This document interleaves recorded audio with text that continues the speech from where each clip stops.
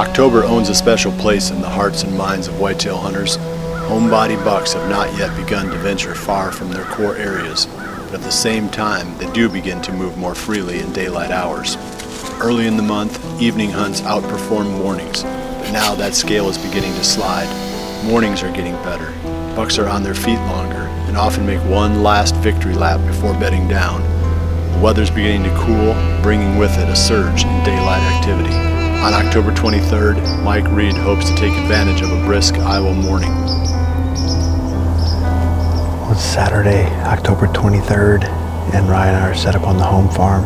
Our first hard frost of the year, about 32 degrees today with basically no wind. We're supposed to have a really light north wind, and it's going to switch to east later in the morning. We made a little move. I'm trying a new spot. Did a hanging hunt this morning. The cherry tree plot is just a few hundred yards up the hill there on the other side of that timber. We're just back in this one of these little fingers in the alfalfa field, this kind of the bottom of this bowl. And I think Chubbs is bedding sometimes in this little part of the bowl. We filmed him come out of this quite a bit in the summer, and then yesterday morning was the first time I've ever had him on this camera. But he was walking up this little lane back into the bedding area yesterday morning about 9 o'clock.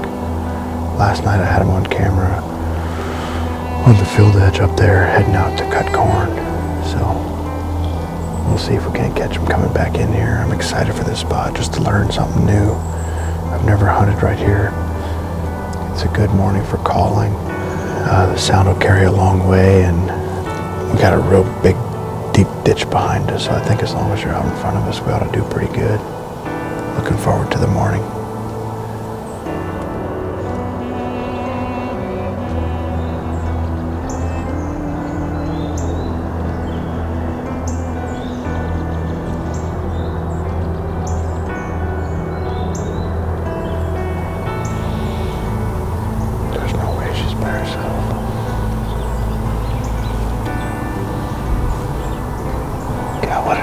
What a great looking deer.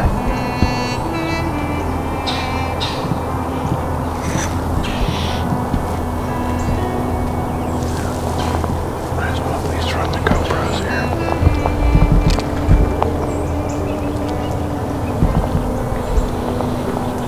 That's a pretty deer right there.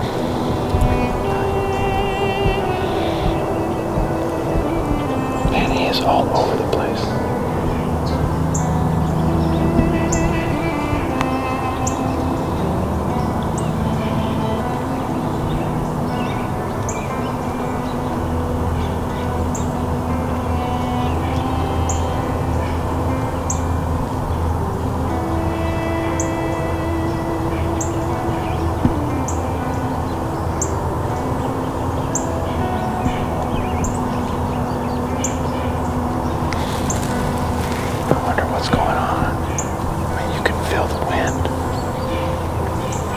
That was a cool encounter. That's a 4-year-old that I've been getting pictures of running around the farm. Real framey deer. It just looks so beautiful coming in. And he popped out. The top part of the alfalfa is up there, and then there's this little strip of timber that's pretty thick, and they just come through that top part of the alfalfa and down in the air. He popped out behind a doe, kind of nudging her, worked a scrape down there. Our wind is blowing to from the north here.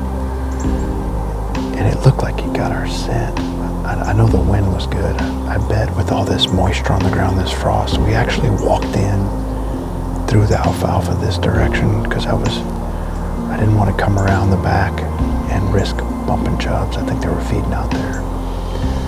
So I came under the cherry tree and I cut down through here. We didn't bump a single deer coming in, but a lot of times with this moisture, heavy moisture on the ground, your ground scent will sit there. And I bet, it looked like he looked up that way. So I bet he got some of our ground scent. We need the sun to come up and burn some of this off, and then we'll be good to go. But we also saw that really nice 3-year-old lopsided 10. 2 great bucks, and hopefully the movement continues here. 50 miles to the southwest, Grant Noble is making his first sit in a new stand, hoping to see similar activity.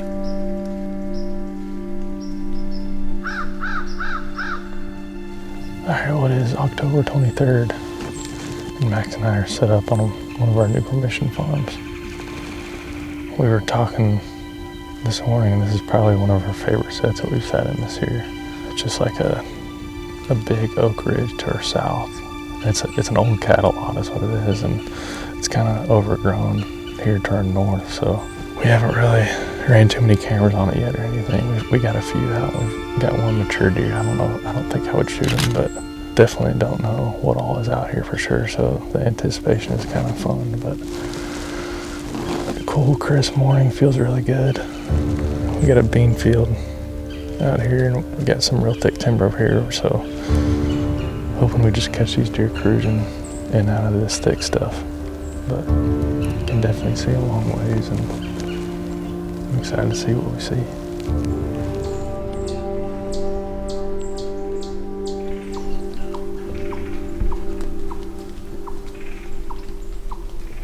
He's like a definitely 2-year-old.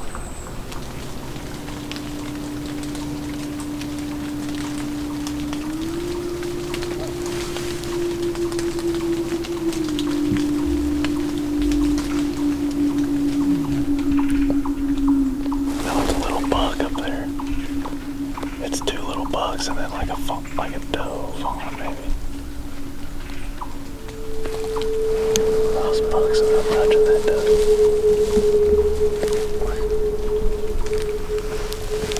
There's like 2 or 3 bugs right there.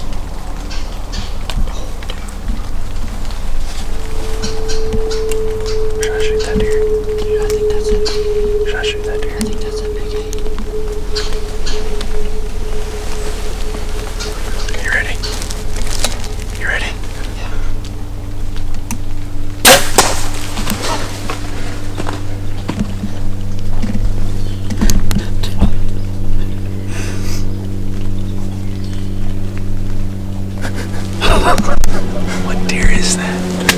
I think you smoked him. He looks like a tank. He looks, I don't know what deer that is. What in the world just happened?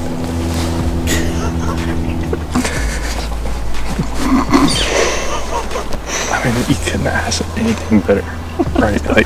Right there. I cannot believe that just happened. Max and I have been covered up in deer for like the past hour.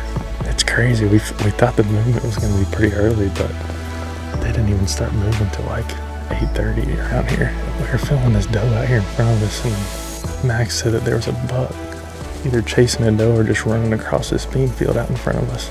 And like 2 minutes later, we could see that deer coming up the road right here. And I just had to make a split second decision, and his body looks good.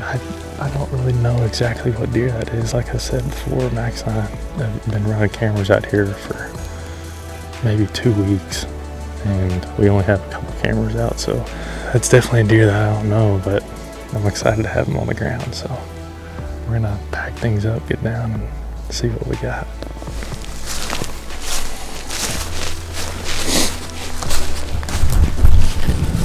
Knock broke off. Is that him right there? There he is, right there.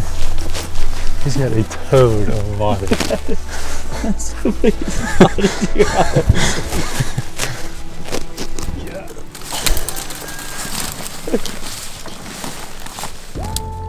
All right, guys, well, we got them all cleaned up. This morning was just one of those mornings that it was just a classic fall morning. It was crisp, cool. You know, we're at that time of year where mornings are really starting to get good. Max and I actually made our second morning sit this morning, and we didn't really have any deer movement until about 8:30, and as soon as that 8:30 hit, I mean, they were just all over us. And we saw this guy out in a bean field chasing a doe, and he came up the road and gave me a perfect shot. It was one of those situations where, you know, you just got to make a quick split-second decision. Like I said in last week's show, Max and I have kind of struggled a little bit with gaining permission here in Iowa since we moved here. And so we kind of made it our mission this year to just get some tracks that a little bit closer to home that we can hunt. We finally got a few pieces. I feel like a lot of people tend to kind of gravitate towards bigger chunks of property, and we've been focusing on the smaller chunks that maybe people overlook and don't have permission on yet. So we're focusing on these properties that are really less than 100 acres. Like this one here is only about 80 acres, and we actually acquired it 2 weeks ago, and I made one sit on it a couple nights ago, north side of the creek. Just had pretty slow deer movement. So this morning we decided to make a sit on the south side of the creek and had a much better hunt. This neighborhood just looks really good in here, and we knew that it was going to be good hunting in here. You know, to come in here and kill a buck on a brand new permission piece that you've never hunted before, you never really hunted the area before either, is just awesome. But man, I'm pumped. This stuff never gets old. We got some good weather coming in, so hopefully the team can get out and have some success. Thank you guys for watching.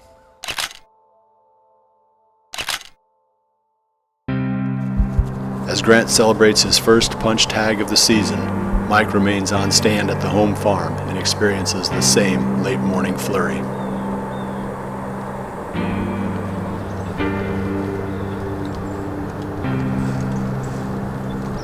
Well, it's about 10 o'clock. We're gonna start packing up and get out of here. Overall, really good morning. Ended up having that 3-year-old ape come by that we filmed the other night, and another doe and a button buck. Overall, I was happy with the morning sit. That one 4-year-old is a beautiful deer. I'm excited to see what he turns into next year. We got east winds for like the next 6 hunts, which I don't particularly love east wind, but anyway, we're gonna game plan, and then we'll see you guys back this afternoon.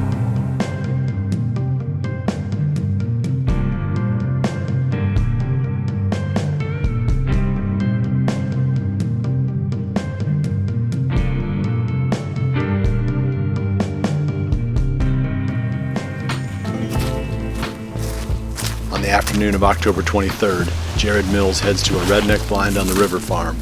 He overlooks standing beans with the hope of seeing Dak, or the legendary buck called Merino. Alright, it's afternoon of October 23rd, and we had some good luck today. I got to go help Max and Grant recover Grant's buck, so hopefully we can keep that train rolling. It was good to break the ice. Ethan and I came to the river farm.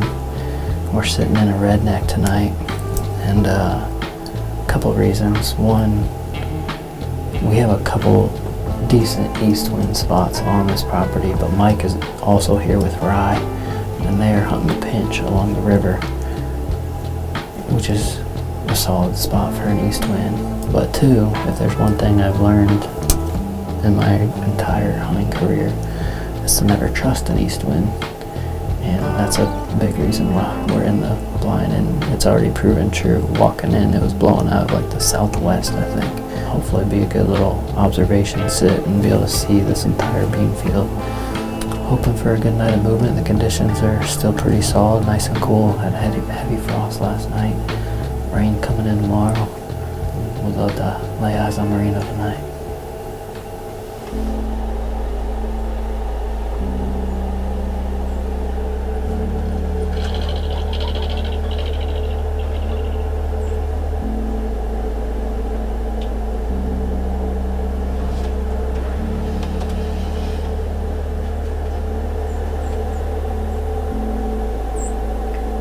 Another adult doe. Oh, it's a big framed 4-year-old, I think. Man, he looks good.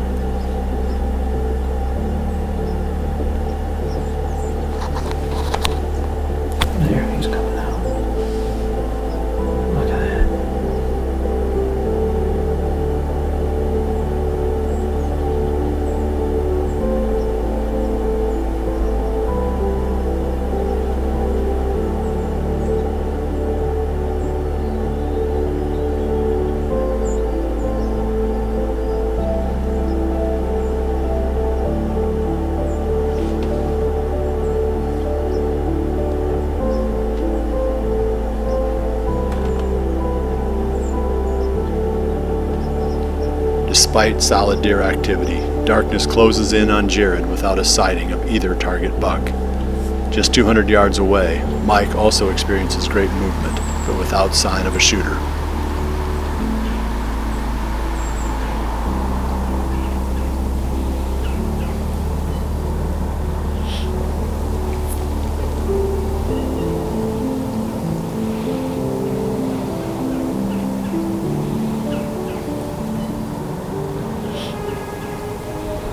Mike and Jared were not the only two experiencing good activity on the evening of the 23rd. 740 miles to the northeast, in New York, Anne France and boyfriend Josh are in the tree hoping to fill Anne's first tag of the season. The highlight of the afternoon is a blood-pounding encounter in which Anne delivers a well-placed arrow on a beautiful New York 8-pointer.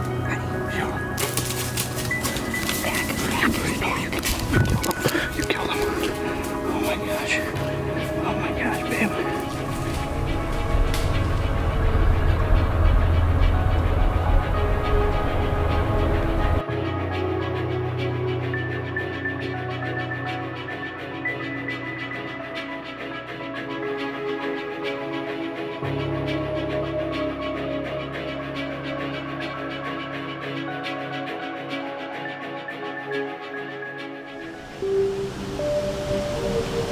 Jared spends the morning of October 25th in the Iowa hardwoods hoping for pre-rut activity. He ends the morning by harvesting a doe that will fill the freezer and feed his family for the coming months. Later that day, Jared makes his way to the river farm with a John boat in tow, planning to sneak in the back door of the peninsula. The secret approach will produce undetected entry, resulting in what Jared hopes will be a mature buck encounter. Everything packed in first. Come on, trolling motor. Don't let us in.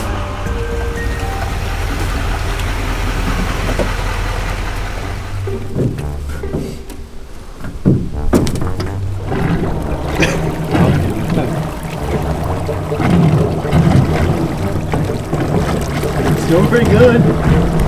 Alright, we ain't even moving. Oh, that's just the water moving. We're not even moving.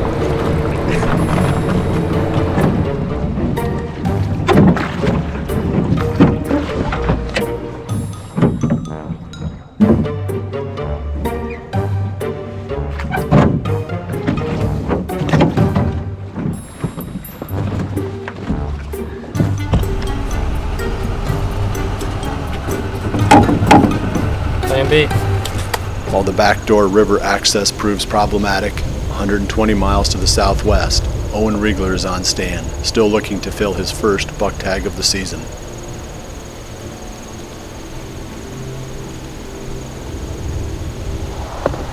Well, guys, we're gonna make this short and sweet. We've got a little buck in the plot already. We're seeing some early movement. We had two little bucks behind the house when we left, and it was only like just a little after 3, so obviously the conditions are right. Today it's only 49 degrees, October 25th. We've got a wind that sets up perfect for this. It's a north-northeast, which takes it just the other side of this draw out in that CRP. There's no real bulletproof wind for this set, but this is about the best one you can get, so we're after that split G2 buck, or we could see Wolverine here. This is kind of his core as well. He's been on that robbing post right there quite a few times. Anyway, we're gonna get settled in. We'll see how it goes.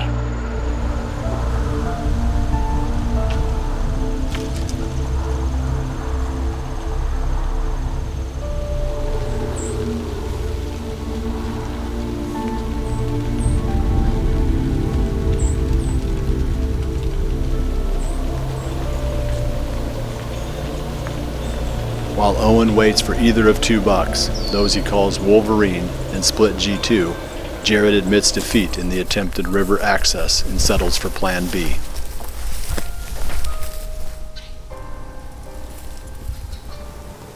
Alright, it is October 25th, and it has been an eventful day to say the least.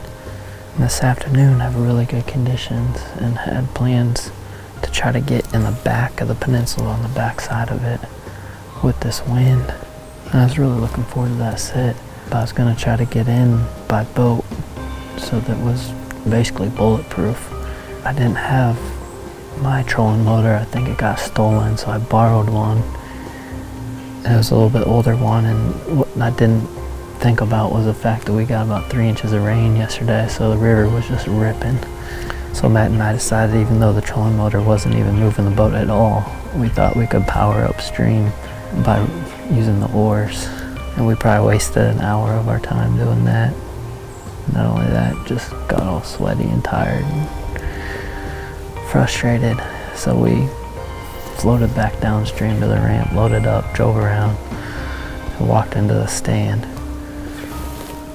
with less than an hour left to hunt now.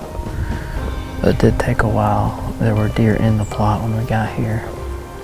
But this plot screen did exactly what plot screen is supposed to do. It helped us get in without bumping these deer. And had a little buck come out and chase the doe and the fawn out of here, and we were able to get in.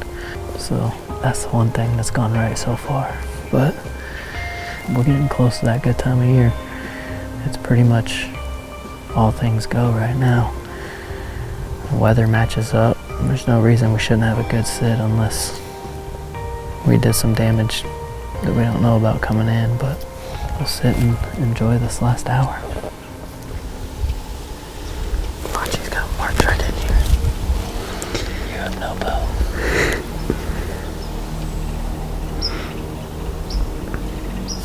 That's awesome.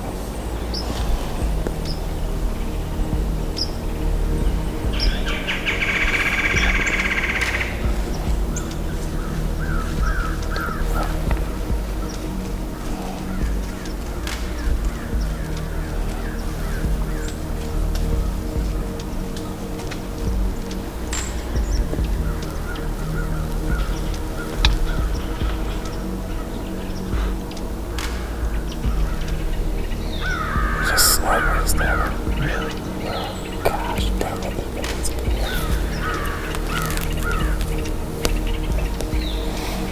Just escort him out of there. Gosh, we could snort bees right now and get that book.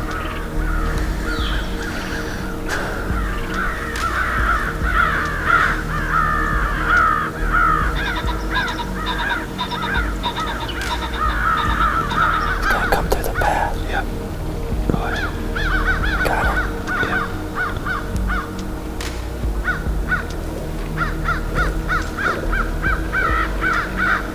He's grunting, you hear that?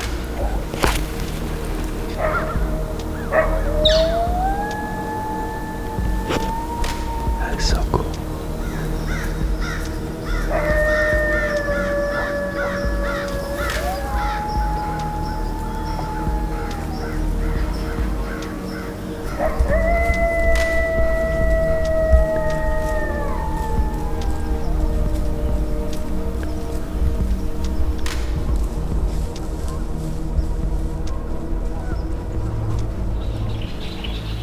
Back on Owen's farm, the afternoon hunt is off to a great start.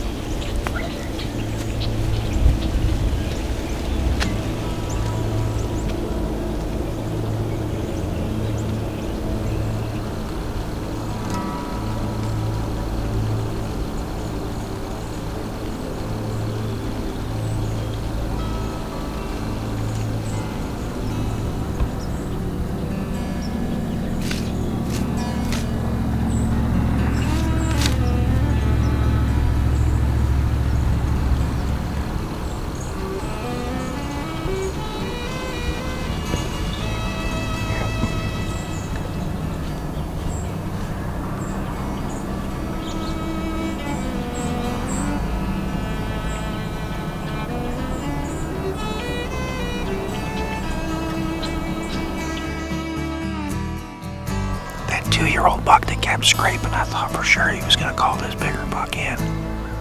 I wasn't going to shoot him anyway, but I suppose he's probably 4. He looked like he could be 3, really.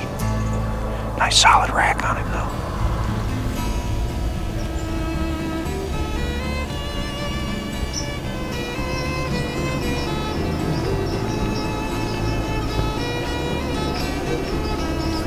Man, this action is like November 7th right now, not October 25th. Chasing everywhere, bucks everywhere. Owen's evening is filled with feeding, chasing, and above average deer movement. It is everything you want to see in late October. Everything that is, except a shooter buck. Sunset closes this action-packed day for the team, lifting spirits and creating excitement across the board.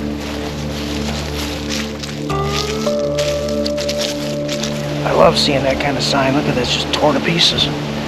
Scrapes getting hammered. Just gets you fired up. All right, guys, we're back for the afternoon hunt here. It's 3:53 right now. We're after that Stickers buck. He's been down in this area quite a little bit. So hopefully we'll see him tonight. This edge is torn to pieces right here, scrape after scrape, and then coming in, I guess you guys saw that scrape there. That's all torn to pieces, fresh, so they've been using it. That's a good sign. We got about 3 hours to sit in here. We'll see how it goes.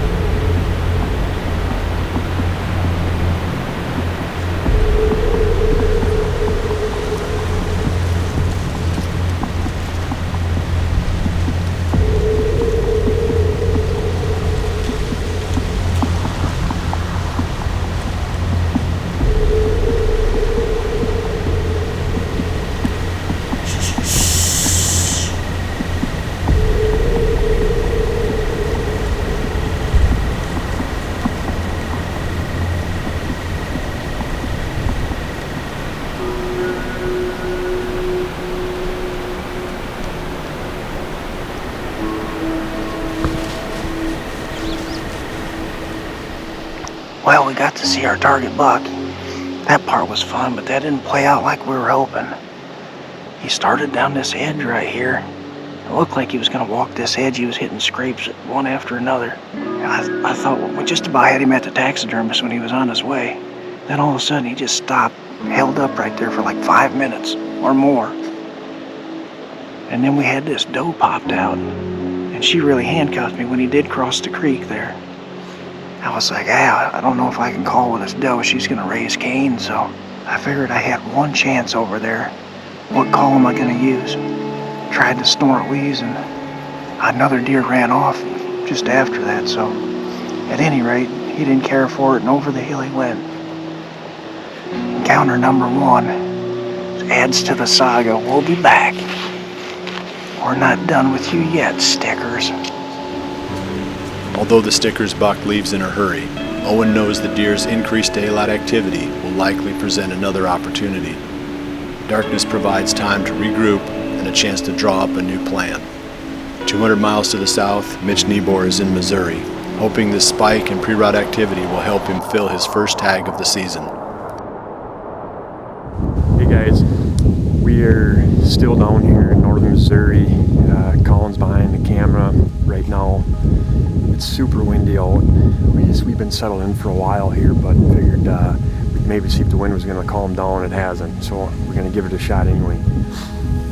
What we have here is we have a east-southeast wind, and we're sitting on a CRP edge, kind of in a fence line where a couple fence lines come together, and we're hoping for bucks that are out to the north of us and to the east of us, and anything to the east of us and south of us is going to work their way back in here, or be kind of checking the CRP field for maybe hot doe. It's for what we're used to in Minnesota, it's a little unorthodox. And Yeah, what? You see what's creeping?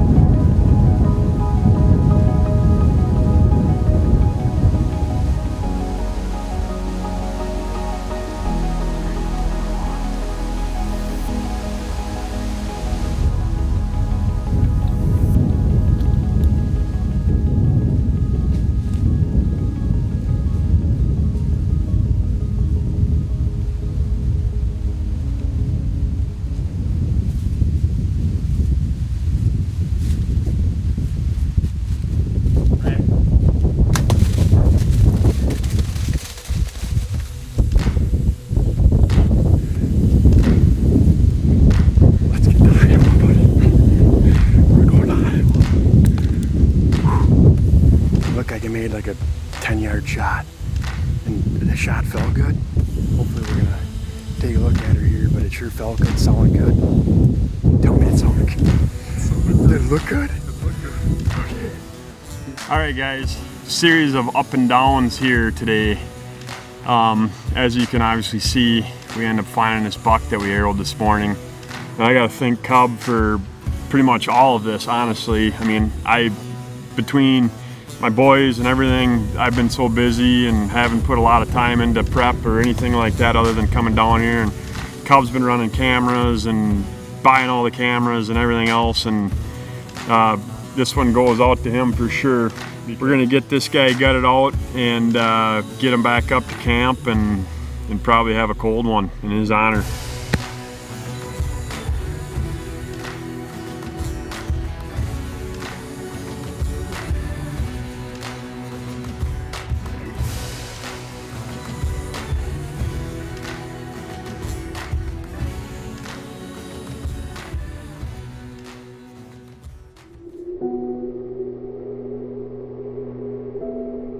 We're getting close to that good time of year. It's pretty much all things go right now. The weather matches up. There's no reason we shouldn't have a good sit. Just escort them out of there. Gosh, we could snort these right now. Get that book. What deer is that? I think you smoked. Max and I have kind of struggled a little bit with gaining permission here in Iowa since we moved here. And so we kind of made our mission this year to just get some tracks a little bit closer to home that we can hunt. Man, this action is like November 7th right now, not October 25th. Chasing everywhere, bucks everywhere. If accompanied by cool conditions, the late October pre-rut can provide legendary hunting. The bucks busy themselves trying to cut the trail of the first hot doe, making them increasingly vulnerable. As the leaves lose their grip and drift lazily downward, the forest floor gets a fresh covering and the naked trees produce better visibility. We are now just a week away from the greatest month of all, just a few short days from when we will be chasing November.